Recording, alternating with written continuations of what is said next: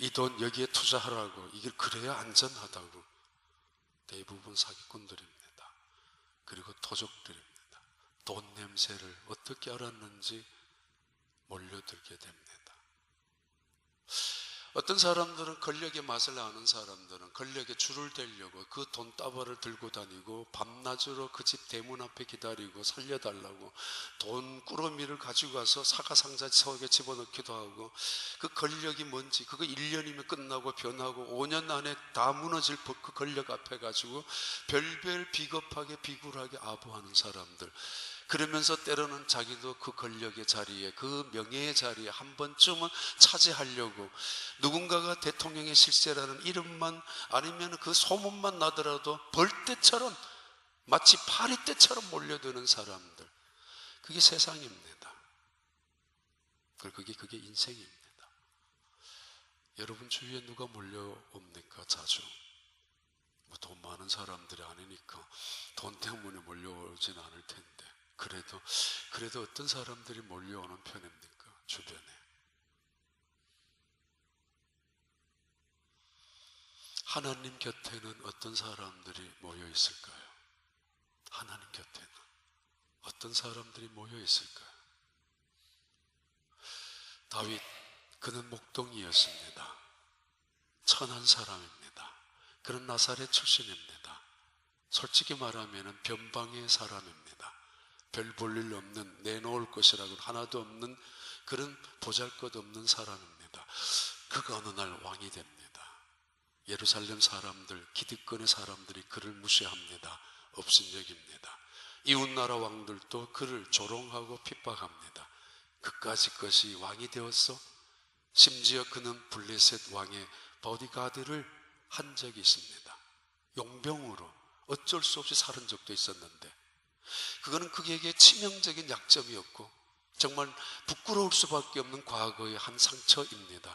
그러기에 그는 더더욱 고개를 들 수 없는, 아니 주변 사람들은 그를 무시하고 업신여길 수밖에 없는 기득권 세력 속에 봤을 때는 이 다윗은 정말 볼품이라고는 하나도 없는, 그가 왕이 되었다고 1년 가나 보자고, 그가 왕이 되었다고 2년 동안 얼마나 잘하나 두고 보자고, 아무도 힘을 보태주려고 생각지도 않았고 아무도 그에게 줄 대려고 나타나지도 않았습니다. 그러나 이 다윗은 한 번도 그들을 원망하지 않았습니다. 변방의 출신들이 미국의 대통령이 돼서 워싱턴에 들어갔을 때 워싱턴 주변에 있는 많은 기득권 세력들은 일단은 아마 대통령이라는 자리를 잡고 있으니까 그렇겠지만, 그러나 일단은 업신여길 것입니다. 지까짓 게 뭐야 라는. 한국도 그럴 것입니다. 우리가 미국 땅에 와서 살아갈 때, 직장에 갈 때 저 사람이 누구야? 아시아인으로, 어쩌면 속으로 무시를 당할는지, 어쩌면 더 크게 비웃음거리가 될는지 모르겠습니다만은 다윗은 그랬습니다.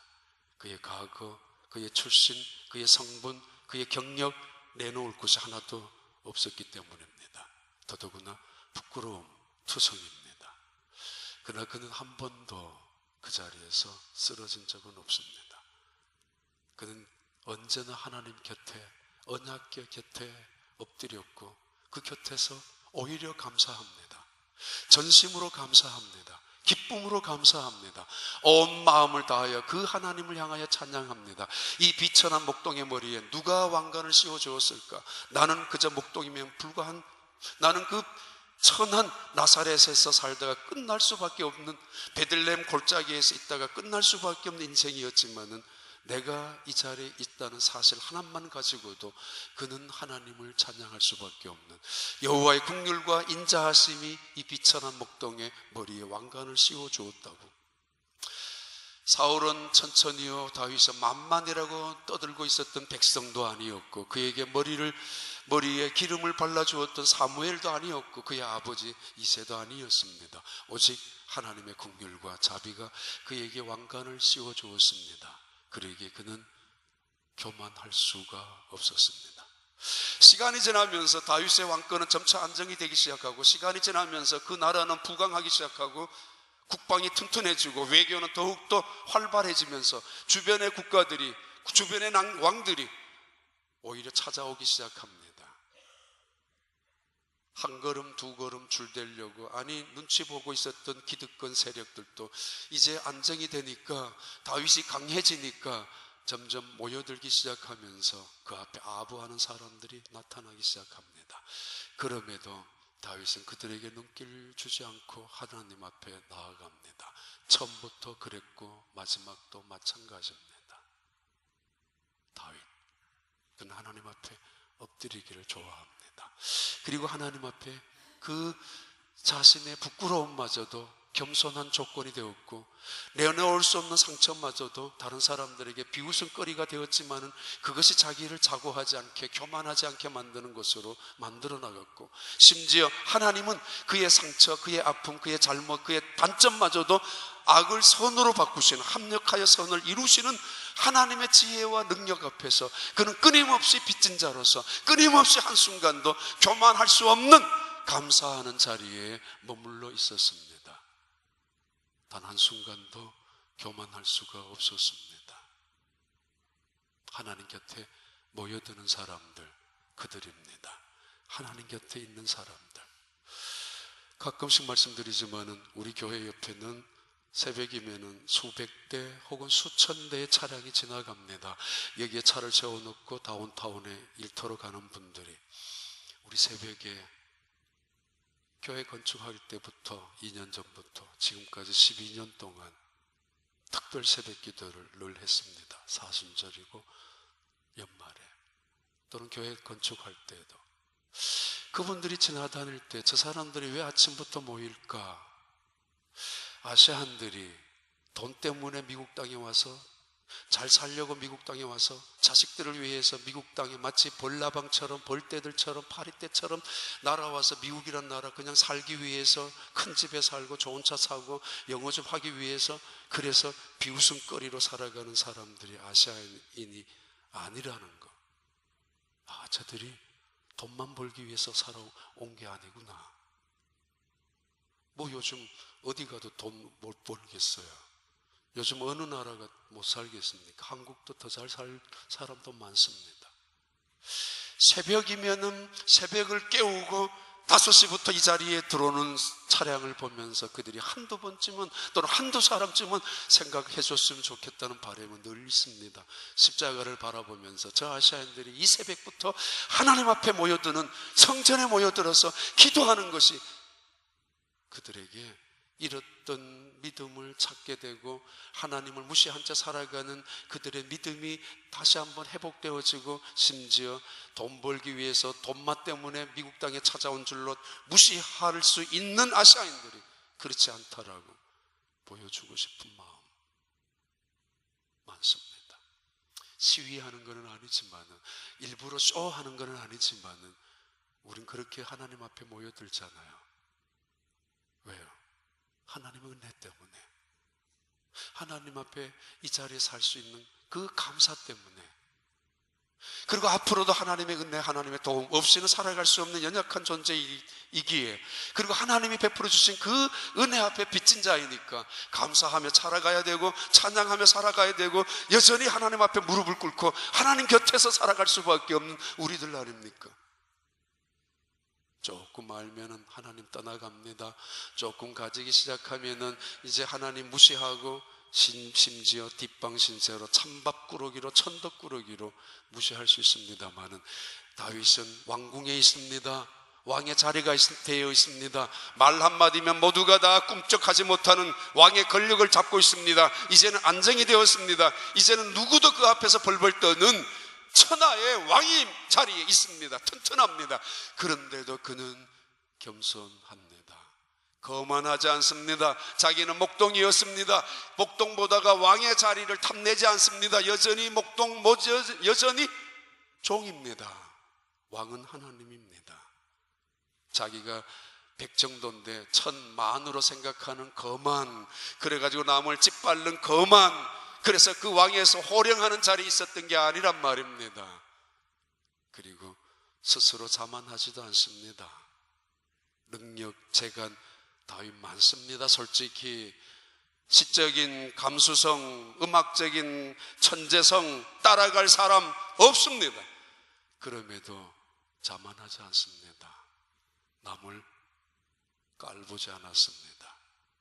그 가진 능력이, 그 가진 재능이, 그의 능력이 재산이 되어서 이 세상을 살아가는 힘이 된 적이 없었습니다. 하나님의 은혜입니다.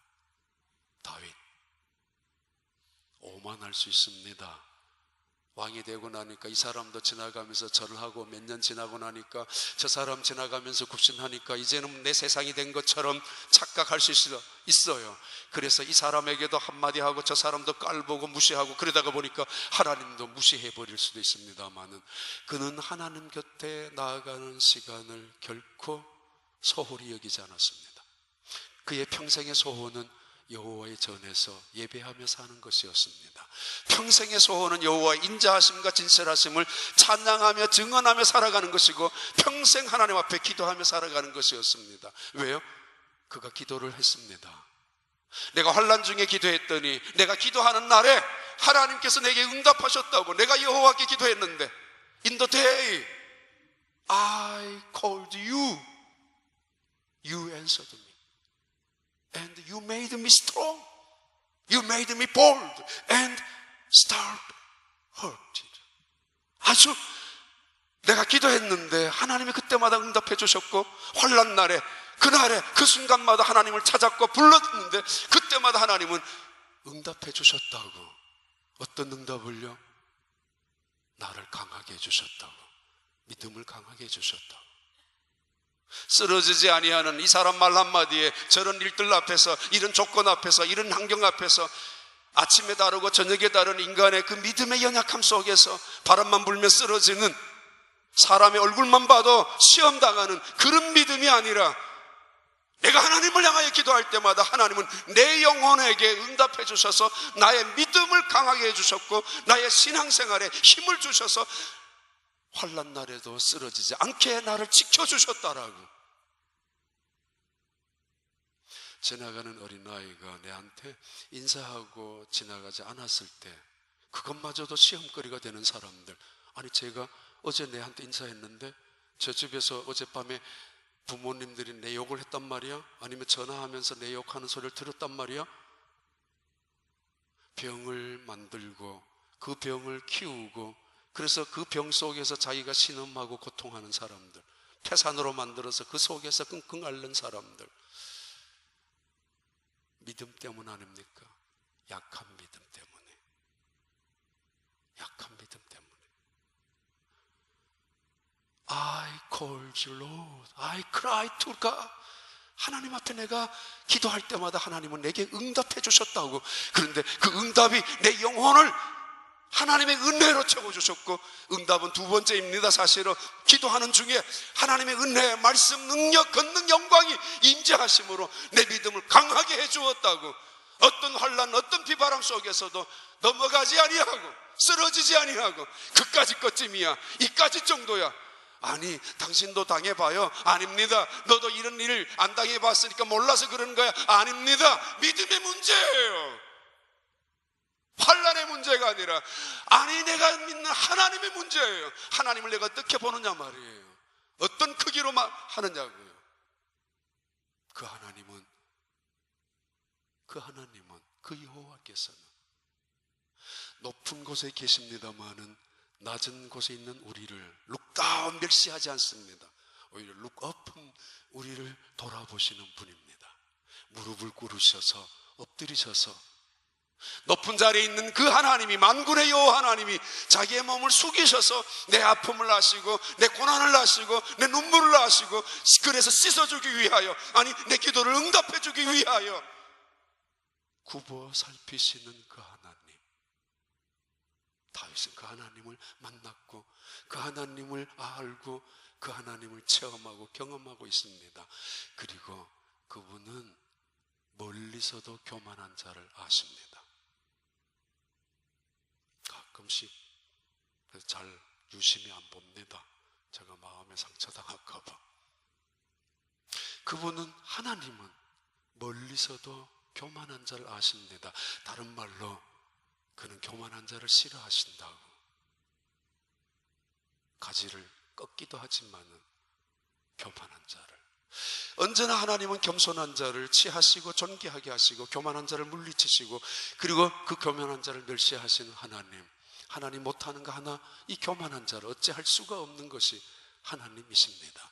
에덴 동산에서 교만한 인간은 추방되었고, 바벨탑을 쌓았던 인간은 폐망을 불러온 거 아닙니까? 폐망의 앞잡이가 교만입니다. 다윗은 일평생 겸손하게 살아갑니다. 그래서 사방으로 우겨쌈을 당하여도 쌓이지 아니하고, 답답한 일을 당하여도 낙심하지 아니하고, 거꾸로 뜨림을 당하여도 멸망하지 아니하는 이유가 내 속의 믿음 때문이라고 사도 바울이 고백했듯이, 다윗은 그 믿음 하나 가지고 살아갔었고, 그 믿음 하나 가지고 왕의 자리를 지켰고, 그 믿음 때문에 하나님이 그를 영광스러운 자리로 이끌어 가셨습니다. 그렇습니다. 그러기에 다윗이 이렇게 고백합니다. 하나님, 앞으로 내가 환난 중에 걸을 때에도 하나님은 여전히 나를 건져주실 것이고, 여전히 나를 지켜주실 것이고, 나와 함께 하실 것이고, 그리고 내가 어려움 속에 있을지라도 하나님은 나에게 방패막이 되어주셔서 지켜주실 것이라고 확신합니다. 누가 사인해서, 누가 예스 오케이 해서 그런 온라인으로 확신을 갖는 게 아니라, 하나님께서 내 기도의 응답을 통하여, 기도를 통하여 내 마음에 평안을 주시고 기쁨을 주시고, 그리고 담대함을 주시고 지혜와 능력으로 내게 나타나시는 그 하나님, 그래서 일어섭니다. 하나님, 나 환난 속에서도 하나님과 함께 거닐 것입니다. 기도하면서 거닐 것입니다. 그리고 말합니다. 하나님, 결코 나를 버리지는 말아주세요. 어떤 일 속에도 나 하나님 없이는 살아갈 수 없습니다. 하나님, 평생토록 난 하나님 곁에 있을 것입니다.